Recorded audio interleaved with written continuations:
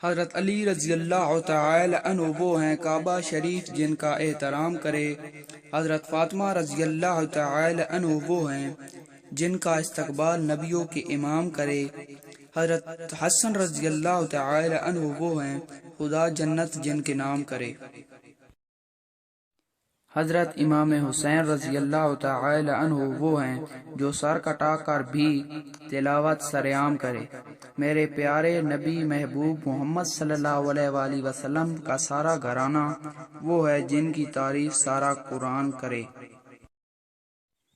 حضرت علی رضی اللہ تعالی عنہ نے فرمایا، مصیبت کے وقت گھبرا جانا مصیبت سے بڑی مصیبت ہے۔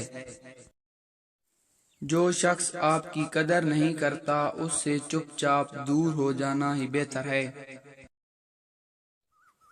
حضرت علی رضی اللہ تعالی عنہ سے سوال کیا گیا، اگر کسی شخص کی قیمت طے کرنا چاہیں تو اس کا معیار کیا ہو سکتا ہے؟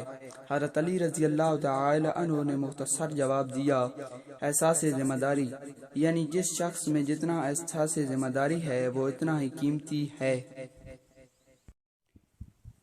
برا دوست کوئلے جیسا ہوتا ہے، جب کوئلہ گرم ہوتا ہے تو ہاتھ جلا دیتا ہے اور جب کوئلہ ٹھنڈا ہوتا ہے تو ہاتھ کالا کر دیتا ہے۔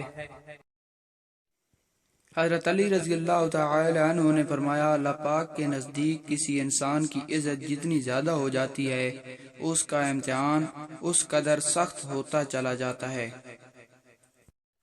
جب کبھی تمہیں اپنے رزق میں کمی نظر آنے لگے تو کچھ مال اللہ کو دے کر اللہ کے ساتھ تجارت کر لیا کرو۔ حضرت علی رضی اللہ تعالی عنہ نے فرمایا، جو حق سے منہ موڑتا ہے تباہ ہو جاتا ہے۔ ایک بزرگ سے کسی نے پوچھا کہ عبادت کرنے کے لیے بہترین دن کون سا ہے؟ بزرگ نے کہا، موت سے ایک دن پہلے۔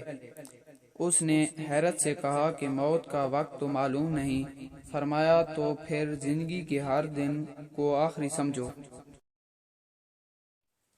یا اللہ پاک، جس نے بھی میرے ساتھ برا کیا، جس نے بھی مجھے برا کہا، جس نے بھی میری چغلی کی، کسی نے بھی میرا دل دکھایا، آج میں نے سب کو تیری رضا کے لیے معاف کیا، تو بھی سب کو معاف فرما دے، آمین۔ بے شک تو معاف کرنے والا ہے اور معاف کرنے والوں کو پسند کرتا ہے۔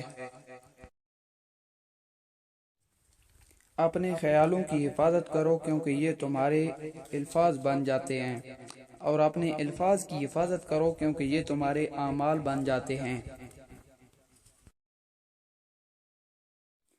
اپنے اعمال کی حفاظت کرو کیونکہ یہ تمہارے کردار بن جاتے ہیں، اور اپنے کردار کی حفاظت کرو کیونکہ یہ تمہاری پہچان بن جاتے ہیں۔